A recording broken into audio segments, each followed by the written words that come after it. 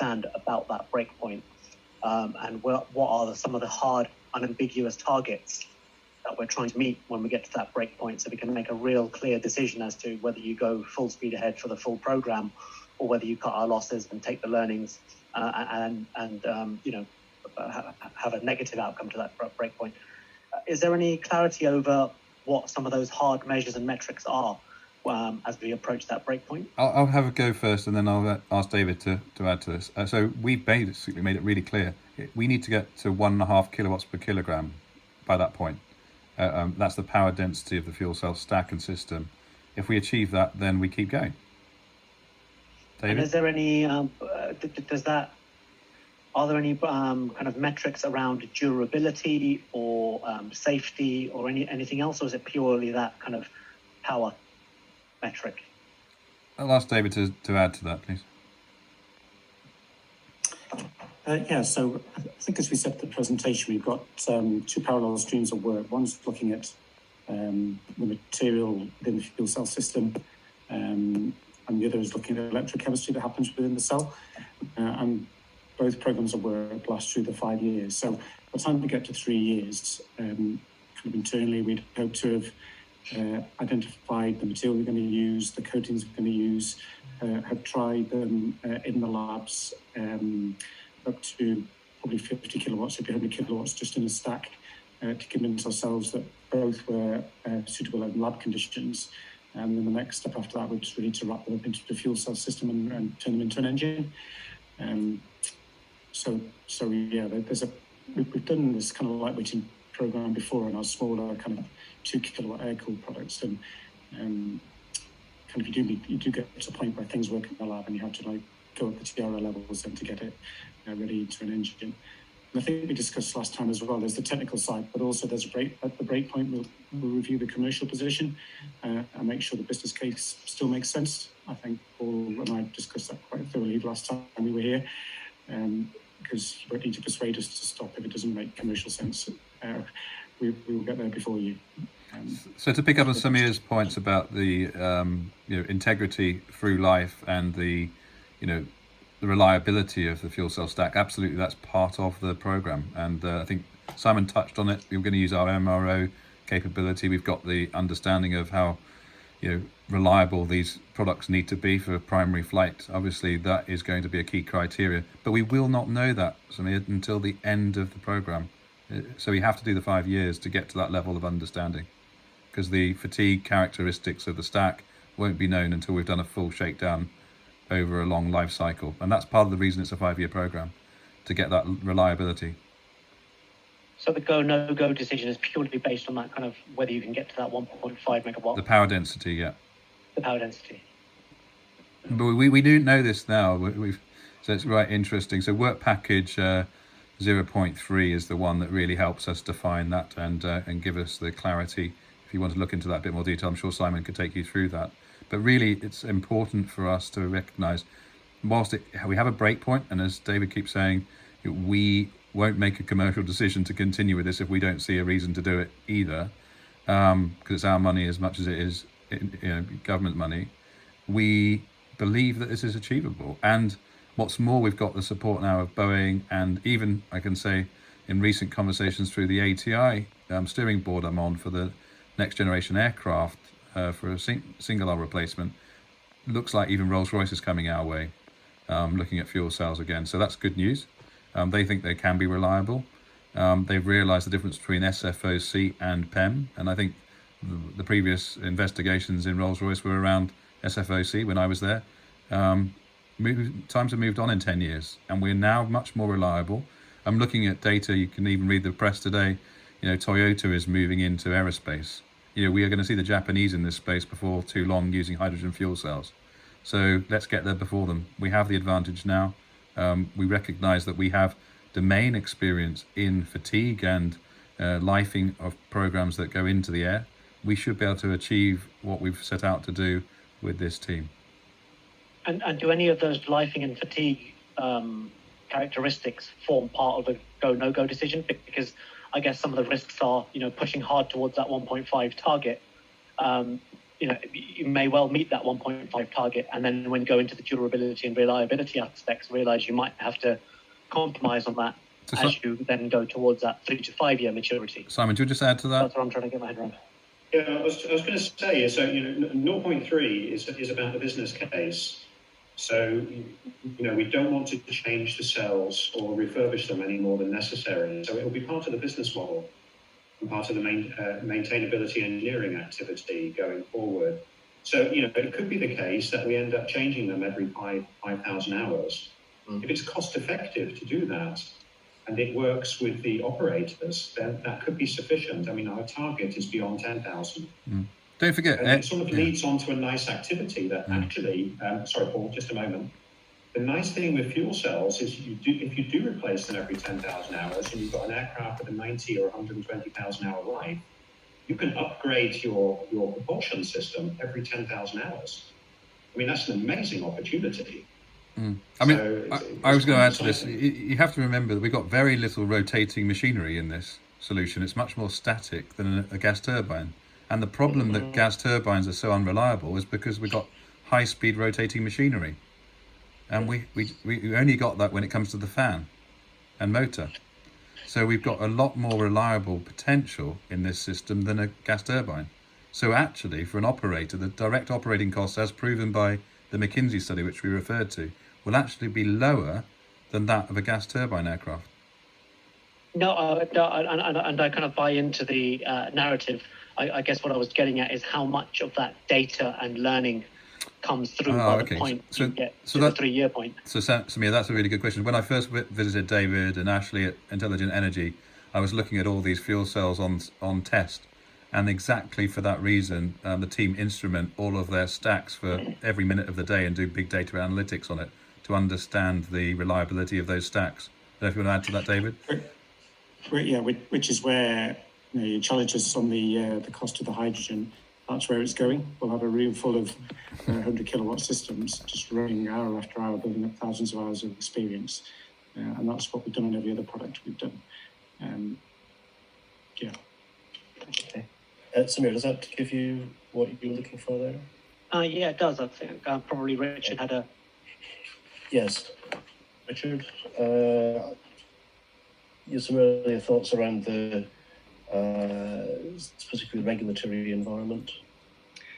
Yeah, thanks.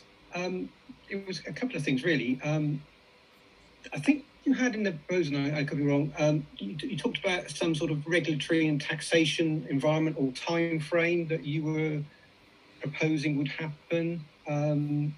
So there's two factors, Richard. Sort of maximise the project. Can you just sort of elaborate on that thinking? Where does that come from? So if you look at Sustainable Fuels report that's been written recently on response to the ICC, we believe that carbon taxation is going to hit beyond CORSIA regulations.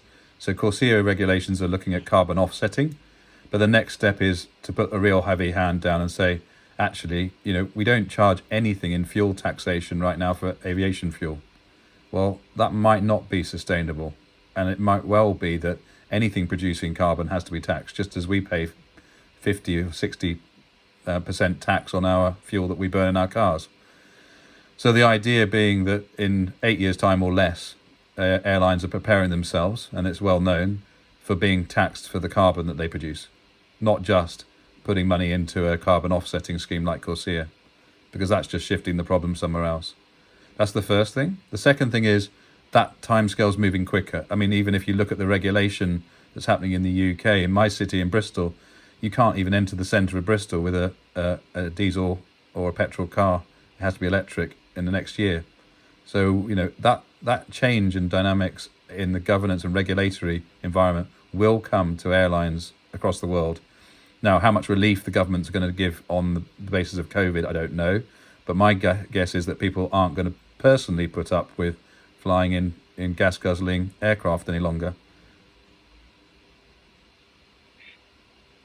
Thanks.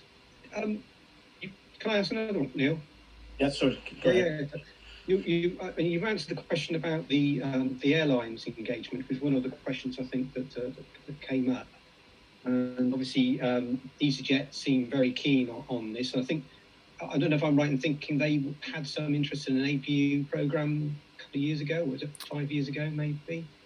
They certainly have. I mean, a lot of airlines have looked at APUs in the past. Scandinavians are probably the biggest operator right now looking at hydrogen. They're working with Airbus on that program right now, but EasyJet have come up behind them. I mean, are you confident about focusing their engagement, the airlines and airports as well, in terms of the future being hydrogen? Yeah, so given I know it's a very local. I mean, a very it's 14 hours. Forget about COVID, but at the moment there's a lot of hiatus, and people's focus is mainly on just surviving at the moment. So, are you ready for that sort of period of where they might have so much focus on you, but long term maybe? So Bristol Airport and ourselves have been working with Airbus. In fact, post-COVID, you remember that Bristol Airport through North Somerset Council got denied an extension to the aircraft just 7 weeks ago. They've come to us and said, look, we'd love to be part of this program because we recognise that we're going to move and transition to a new fuel. It's quite clear that the napkin program, which we mentioned, Neil, is led by Heathrow, and we were a big part of creating that with Simon as well, and the team in GK and Rolls-Royce have now joined. That is all about putting hydrogen into airports. That focus isn't going away. So I'm pretty sure that we will ride through the storm of COVID, and at the other end of the storm, we need a new fuel. And there aren't many fuels that can do the power density that we can get out of hydrogen. Methane might be one, but certainly hasn't been one that's featured. Ammonia might be another, but has its own issues. But hydrogen seems to be picking up a pace. I was on a call with all the airlines as part of ICAO last week this time, and 50% of that call from the airline side of things was, when are we going to get a hydrogen-powered aircraft? So it's coming, and it's coming faster than I ever imagined, I think. How does one, given the amount of interest you are generating, how are you keeping all these balls up in the air? It must be quite a challenge. I'm doing this, Richard, with a ventilator program as well, so we've got lots going on. Yeah, we've learned to collaborate in a very different way, and to be honest, we did something quite crazy. Over the last week, we had nothing of a presentation. Your questions only came to us on the Tuesday, I believe. By Thursday, we had a complete pack with you, and we used a collaboration tool which David and the team in Intelligent Energy linked into, which is called MS Teams. We even crowdsourced the logo that's sitting behind me that way, from around the world. That design came from India. We looked for a UK version. We couldn't find one. I customized it. We're doing some interesting innovation in collaboration. We think there's a lot more to do in that area to keep the pace, but I think we can move faster. In fact, we've lost 3 months. We've catched it up. That's our plan. We can't move that right-hand deadline. So we will keep going. We've got the resources ready to go. We've actually worked with the Formula One teams over the course of the last 6 weeks in the ventilator program, and they're going to offer us their aerodynamicists, some of their thermodynamicists, if we can't find them anywhere in aerospace, because they're not designing any new cars for the next year. So we've got access to them. So the Williams Advanced Engineering team are ready to go with us and pick up pace and take on some of the work that otherwise we would have had to do inside GKN. I'm intensely interested in how the ventilator challenge experience is perhaps shaping the way that you might do this. But this is something that I might want to park right for the end, as a not only but also. Alan, sorry, Richard. Is that? Yes, it's fine. Okay. And Alan, you had some specific thoughts around some of the maybe some of the more detailed technical. Okay, thanks.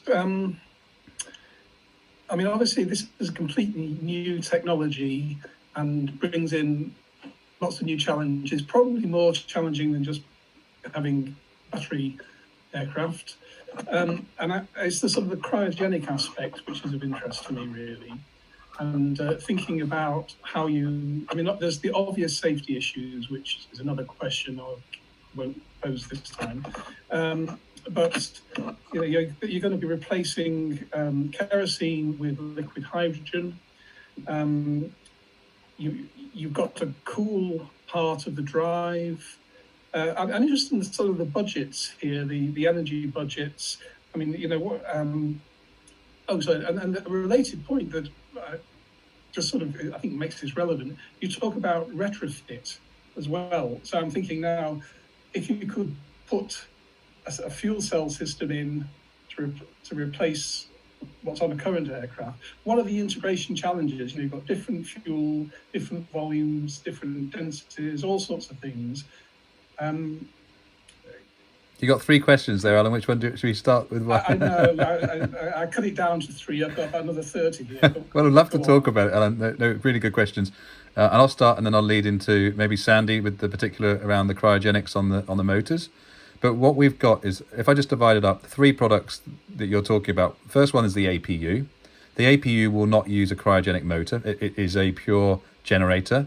It will replace an existing APU. We know that is a big problem right now in carbon creation. You know, the APUs run probably more than they should do, which is one of the demand requirements that EasyJet wants to try and get rid of, so that they can take out about 10 to 15% of their CO2 emissions on the ground. The integration of that has been proven by Airbus. They've actually got a demonstrator with Safran of how a fuel cell could sit in the same space and package it into an aircraft that already exists, an A320. So that's already been proven. That one was based on cryogenic liquid as well. Holding cryogenic liquid at temperature without boil off is really key. What this program doesn't propose to do is to solve that challenge, because, as you say, it's quite a big challenge. There is a separate set of money that our board have given GKN to go and solve that challenge, maybe in the UK, but maybe elsewhere in the world as well. So we don't believe that is the biggest challenge for the time being. Another program that we're working on called Ascend has that scope in it. So that's the first one. The second one around the cryogenic motors, maybe Sandy can pick up, and then I'll pick up the third with the integration with Simon. Yes, I mean, on the motor side, this is quite an interesting project because the key features for us on the machines is they're very heavy, and the cryogenics gives us an opportunity to make use of that temperature to affect that mass by looking at, it's basically mass and efficiency are the 2 key parameters for us. And if we can use the cryogenics to reduce the losses inside the machine, then we can make a significant difference to the mass and efficiency. And it's an area we've looked at before because we've been looking at superconducting machines.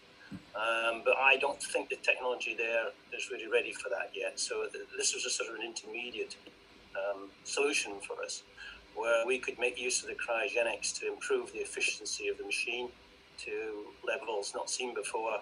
And the bonus for it was really, if you think about the liquid hydrogen, it's you can't put liquid hydrogen into the fuel cell. You have to turn it into a gas. So you need to add energy to it. So we said, well, put it through the machine and we'll add some energy to it. So it was a sort of a win-win situation there. So I think we realised there was risks in it with the hydrogen leaks. So what we've tried to do is to be sort of innovative there, and we've taken a conventional machine and sort of designed a cryogenic around it. And then if we lose the cryogenics, the machine can still operate as a conventional machine. So hopefully it's a good solution. So the third thing was then, I think, Alan, you picked up on how do you integrate this into an overall platform, and that's where we're working with Boeing at the moment to understand, beyond the aircraft sitting on the ground at resting conditions, there can't be any boil off. So you basically have to keep the cryogenic temperature on the ground, and that means you're using energy. And we need to look at the overall system architecture, including the airport architecture, to make sure that we get the best benefits out of the whole of the hydrogen at liquid cryogenic temperatures. So, Simon, do you want to add to that? Yeah, I was just going to say that I think as you pointed out, Alan, and Sandy was indicating, the main difference is instead of going to a high voltage system, which has a whole multitude of problems, for partial discharge, fatigue, whether it's internal discharge or corona, that's really quite a nightmare. And we could see that on EFAN-X, that you also have you have lower efficiencies, and then you end up with big heat exchangers, and that's not the problem which we have with our system. So with the cryogenically cooled system, we anyhow have to be able to put the liquid fuel, as Sandy said, we need to be able to put it towards the fuel cell, we have to vaporize it, we're using the electrical system to do that. And in doing so, we're distributing it along the distribution system. So basically, you have a source. You distribute with your electrical cables, which are also cryogenically cooled, to the consuming equipment, which are the power electronic system, where we have the heat exchangers with the drive. And then we bring it back towards the fuel cell and then consume it. And that's been one of the areas which has been largely missed when people have been looking at superconducting systems, but also cryogenic systems on aircraft. So we've found a nice niche as a team. So can I just wrap it up with the final statement that, one of the potential applications, we've not put it into our market survey because it doesn't fit with the ATI, but is that the likes of Thales have come to us for UAVs to say, look, we want to replace UAVs with a new power architecture. Could you put hydrogen in there? So there's a spin-off benefit in that direction. And you, Alan, from your background, will know the potential there to put persistent operations of sensors in the sky. We could treble the time that a UAV sits in the sky with something like this. So it's got huge potential. But the point you're making is, how does an airline deal with a mix of hydrogen and another fuel source? Well, they're going to have to deal with it at some point, with it, whether it be batteries or hydrogen or some other form of storage. And it's just a case of transition. And at that point, there's investment required. That's certainly the case we've made to Nadeem Zahawi, the minister, and he said that the money for the investment in infrastructure is coming. Now, whether that changes over the course of the next 5 years or not with the coronavirus issues that we've got, I don't know. But I can imagine that infrastructure programs are going to be the ones that are going to get a lot more attention right now. Yeah. Excellent. Thank you very much. It's very easy to ask whether, and this is